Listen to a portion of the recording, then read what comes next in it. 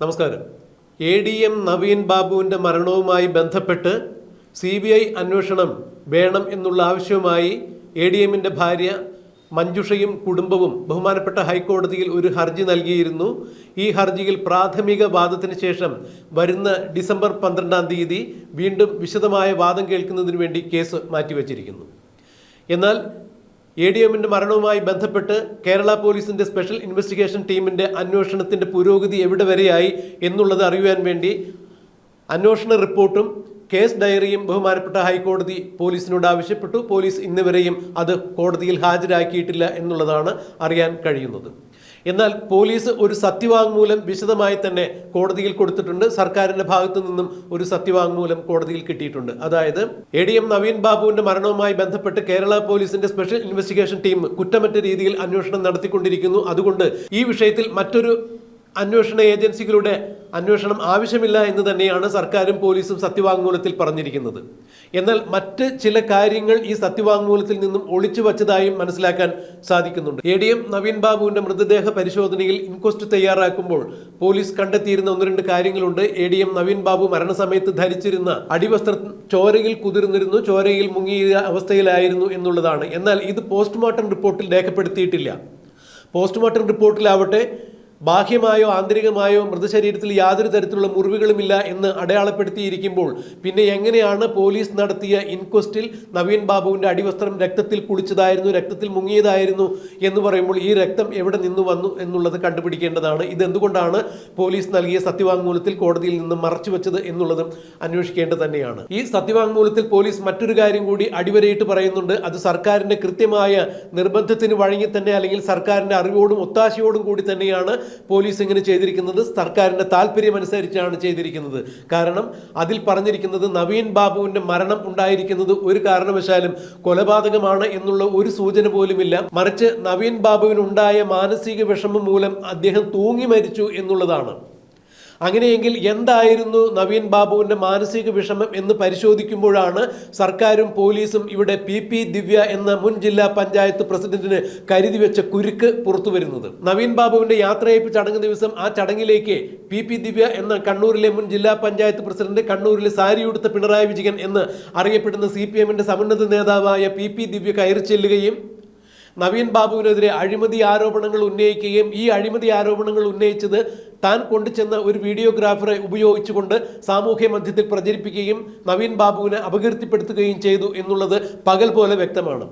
അതുകൊണ്ട് തന്നെ CPM ഈ കേസിൽ നിന്ന് ഊരുവാൻ വേണ്ടി PP ദിവ്യയെ മുന്നിലേക്ക് ഇട്ടിരിക്കുന്നു. പോലീസ് നൽകിയ സത്യവാങ്മൂലത്തിലും ഈ കാര്യം തന്നെ എടുത്തു പറഞ്ഞിരിക്കുന്നു. നവീൻ ബാബു തനിക്കുണ്ടായ മാനസിക വിഷമം മൂലം, അതായത് പൊതുമധ്യത്തിൽ താൻ അവഹേളിക്കപ്പെട്ടു എന്നുള്ള മാനസിക വിഷമം മൂലം തൂങ്ങി മരിച്ചു എന്ന് തന്നെയാണ് പറയുന്നത്. നവീൻ ബാബുവിനെ ആത്മഹത്യയിലേക്ക് തള്ളിവിട്ടതിന് PP ദിവ്യക്കെതിരെ ആത്മഹത്യാ പ്രേരണ കുറ്റം പോലീസ് നേരത്തെ ചുമത്തിയിട്ടുണ്ടായിരുന്നു. PP ദിവ്യ ഏതാണ്ട് 2 ആഴ്ചക്കാലം റിമാൻഡിലും ഉണ്ടായിരുന്നു. പിന്നീട് ജാമ്യത്തിൽ ഇറങ്ങി പുറത്തു നടക്കുകയാണ്.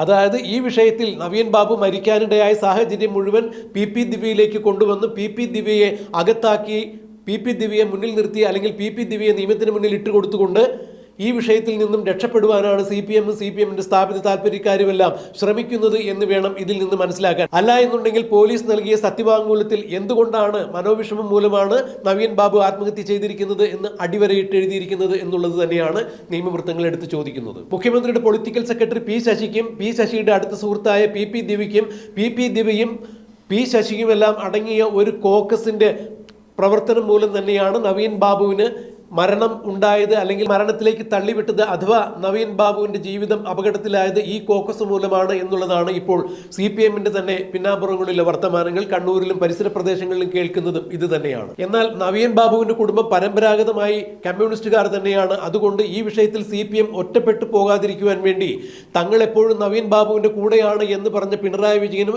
MV ഗോവിന്ദനുമെല്ലാം ഈ വിഷയത്തിൽ കൃത്യമായൊരു നിലപാട് സ്വീകരിച്ചിരിക്കുന്നു. ഇനിയും ജനങ്ങളുടെ കണ്ണിൽ പൊടിയിട്ട് മുന്നോട്ട് പോകാൻ സാധിക്കും സാധിക്കില്ല. അതുകൊണ്ട് നവീൻ ബാബുവിന്റെ മരണവുമായി ബന്ധപ്പെട്ട് CBI അന്വേഷണം വരികയാണെങ്കിൽ തീർച്ചയായും CPM അത് വലിയ പുലിവാലാകും. CPMന്റെ അടിത്തറ വരെ മാന്തി ഇളക്കുന്ന പല കണ്ടെത്തലുകളും CBI നടത്തും. അതുകൊണ്ട് ഈ വിഷയത്തിൽ ഏതെങ്കിലും ഒരു തട വച്ചില്ല എന്നുണ്ടെങ്കിൽ ബുദ്ധിമുട്ടാകും.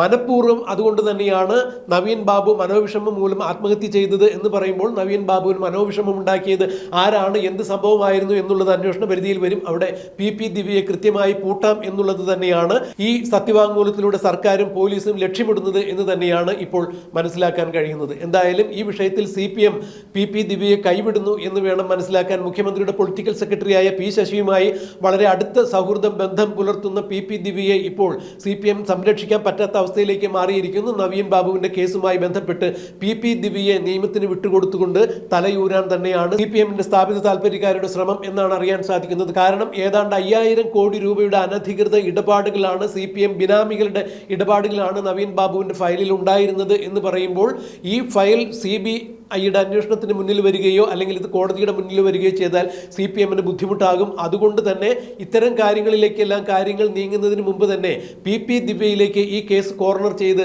ഏതെങ്കിലും വിധത്തിൽ ഇത് അവസാനിപ്പിക്കാൻ വേണ്ടി CPM ഒരു ശ്രമം നടത്തുന്നതായി തന്നെയാണ് മനസ്സിലാക്കാൻ കഴിയുന്നത്.